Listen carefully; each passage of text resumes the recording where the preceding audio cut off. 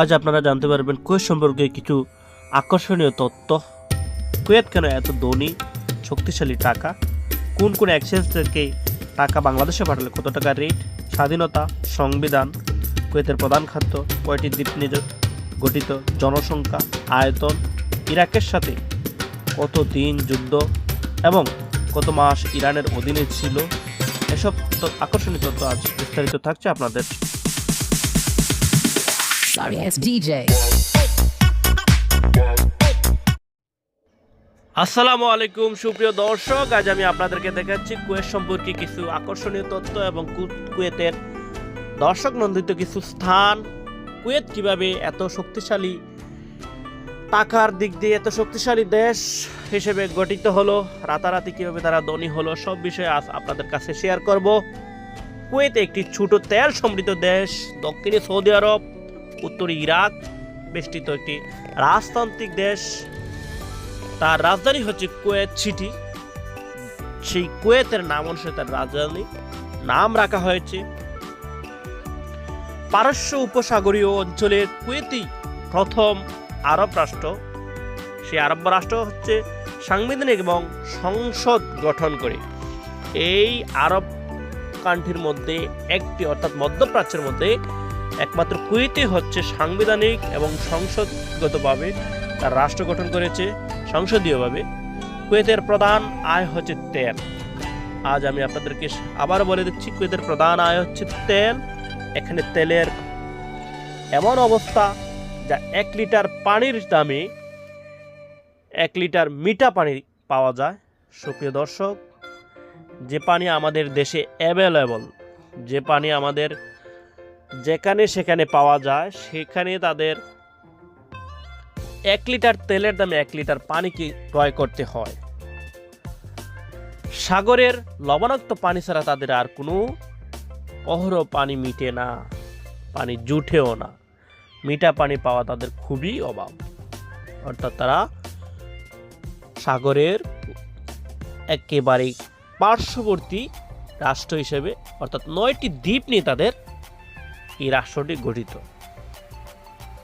প্রিয় দর্শক, তাদের আয় প্রায় 90% আসে তেল থেকে। যার দরুন ইউরোপের বাজারে তেল হচ্ছে একটি শক্তিশালী বাজার। সেই বাজার থেকে তেল তারা বিক্রি করে তাদের যে আয়, সেই আয়টুকু, শক্তিশালী আয়টুকু মজুদ করে রাখে। এর জন্য তারা সবচেয়ে বেশি শক্তিশালী রাষ্ট্র হিসেবে গঠিত হয়েছে।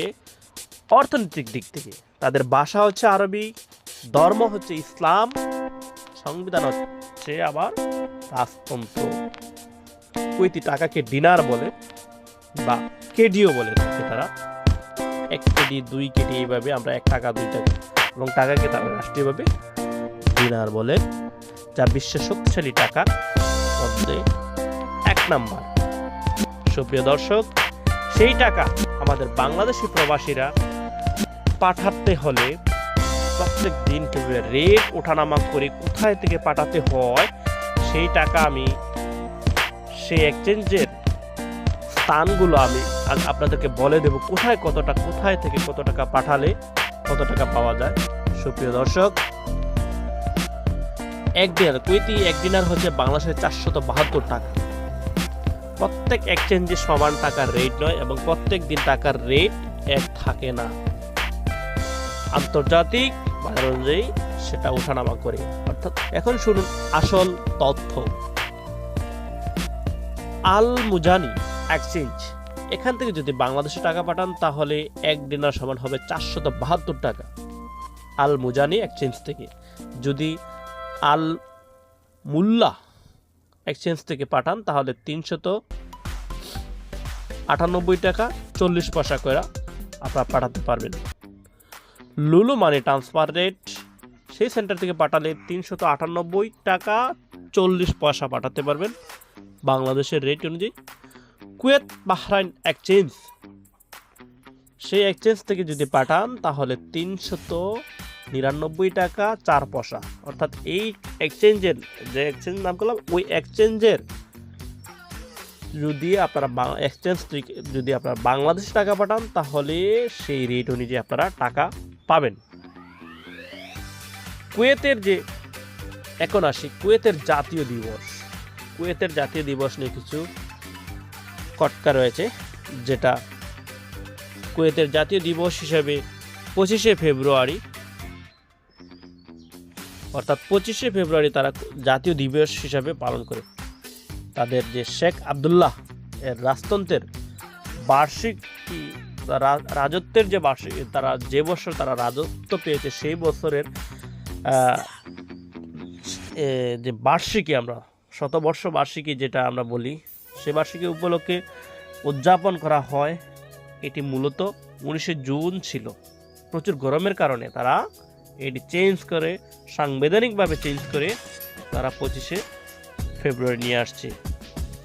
কিন্তু তাদের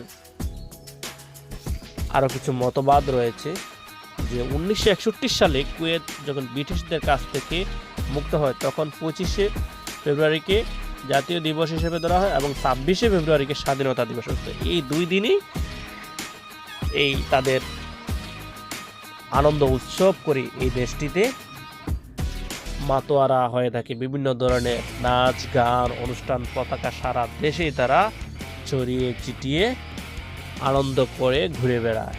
অর্থাৎ এক আনন্দের বন্যা বসে যায় সেই দেশের জাতীয় দিবস এবং শোক দিবসকে ঘিরে। তাদের যে আমাদের বাংলাদেশি প্রবাসীরা যারা তাদের দেশে থাকে, সেই একটা তথ্য আপনাদেরকে শেয়ার করছি। সেই দেশের 2022 সালের একটি সমীক্ষা দেখা গেছে যে 2,58,000 বাংলাদেশি প্রবাসী রয়েছে কুয়েতে। তাদের মধ্যে 86,000 কর্মী হচ্ছে গৃহকর্মী এবং তাদের মধ্যে 99% হচ্ছে পুরুষ। কিন্তু বাকিগুলা কোথায়? বাকিগুলা বিভিন্ন পেশায় নিয়োজিত ছিল, আছে নার্সিং, কেউ নিজ নিজ ব্যবসা প্রতিষ্ঠান, কেউ ড্রাইভিং। এইভাবে বাংলাদেশের শ্রমবাজার কুয়েতে একেবারেই কম। কুয়েতের শ্রমবাজারটা মূলত ধরে রেখেছে একেবারে ইন্ডিয়ানরা, অর্থাৎ ভারতীয়রা সবচেয়ে বেশি। একটা সমীক্ষা দেখেছে ভারতের সবচেয়ে বেশি কুয়েতে বসবাস করে। কুয়েতের জনসংখ্যা হচ্ছে 4.35 মিলিয়ন। কিন্তু তাদের যে জলবায়ু, সেটার কথা চিন্তা করলে একেবারে তাদের যে খাত অনুযায়ী জিডিপির কৃষিতে একমাত্র 0.4% এবং সেবার খাতে 58.7%। খুবই উন্নত মানের একটা সেবা তাদের। হ্যাঁ, এই সেবাগুলো তাদের মোটামুটি ভালো হয়। জলবায়ুর দিক থেকে 4টি স্বতন্ত্র ঋতু তারা বিস্তৃত করে। আমরা বাংলাদেশে হচ্ছে 6টি ঋতু, তাদের হচ্ছে 4টি ঋতু। তার মধ্যে দীর্ঘতম হচ্ছে গরম এবং শুষ্কতে সবচেয়ে বেশি। শীতকাল একটু সময়ের জন্য থাকে, কিন্তু গরমের তাপমাত্রা কোনো সময় 45 ডিগ্রি হতে পারে। চিন্তা করেছেন এবার গরম, এবং খুবই বেশি 45 ডিগ্রি তাপমাত্রা তাদের গরম হয়ে থাকে কুয়েতের। আসুন এবার তাদের খাবার সম্পর্কে জানি। কুয়েতের প্রধান খাবার হচ্ছে খুবুজ এবং সাথে থাকে খাজা। খুবুজের দাম হচ্ছে 50 পয়সা। এখনো তাদের এই রেটটা রয়েছে। 1990 সালে যখন তারা ইরাকের সাথে যুদ্ধ করে, ইরাক একটা মুসলিম রাষ্ট্র হয়েও আরেকটি মুসলিম রাষ্ট্রকে যখন দখল করে নিল, সেই ইরাক দখল করে নেওয়ার পর কুয়েতের বিভিন্ন ক্ষয়ক্ষতি হয়েছে এবং যাওয়ার সময় তারা 11টি তেলের ব্রাঙ্কার নষ্ট করে দিয়েছে। তাদের যাতে শক্তিশালী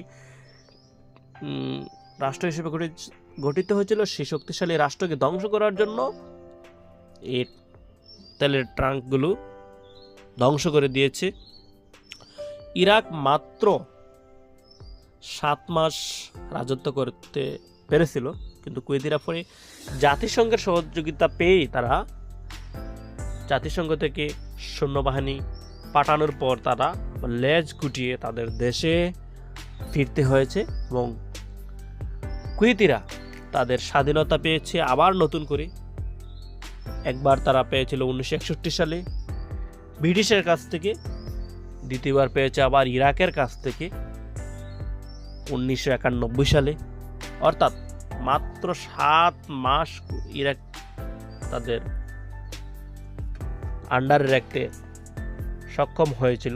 কুয়েতের বর্তমান প্রধানমন্ত্রীর নাম হচ্ছে আহমদ আল আবদুল্লাহ সাবাহ, কিন্তু তাদের দেশে আমিরের নাম হচ্ছে মিশাল আল আহমেদ আল জাবের আল সারা। তাদের বর্তমান গণতন্ত্র হচ্ছে রাজতন্ত্র এবং আগে বলেছি ভাষা হচ্ছে আরবি, ধর্ম হচ্ছে ইসলাম। সুপ্রিয় দর্শক, কুয়েতের আইন কানুন সবচেয়ে কঠিন এবং কঠিন থেকে কঠিনতম। কুয়েতের আয়তন হচ্ছে 17.118 বর্গ কিলোমিটার। সুপ্রিয় দর্শক, আজ আমি আপনাদের কাছ থেকে বিদায় নেব কুয়েত সম্পর্কে, কিন্তু কুয়েত নিয়ে আমার ভালো একটি ভিডিও ডকুমেন্টারি তৈরি করতে পারছি না, বিদায় আপনাদের কাছে দুঃখিত এবং ক্ষমা প্রার্থী। আপনারা আমার চ্যানেলটিকে লাইক এবং সাবস্ক্রাইব করে পাশে থাকবেন। আমি নতুন হিসেবে আরও ভ্রমণ পিপাসু মানুষ হিসেবে আমি আরও সুন্দর সুন্দর ভিডিও আপনাদের কাছ থেকে আপনাদেরকে দেওয়ার চেষ্টা করব এবং সুন্দর সুন্দর ডকুমেন্টারি তথ্য আপনাদেরকে দেওয়ার চেষ্টা করব। আমার এই ভিডিও তৈরি করতে অনেক পরিশ্রম হয়েছে এবং আমাদের বিভিন্ন বাংলাদেশি প্রবাসী ভাইয়েরা আমাকে এই ভিডিও করতে সহযোগিতা করেছেন। আজ সেই সকল প্রবাসীদেরকে জানাই আন্তরিক অভিনন্দন, মোবারকবাদ।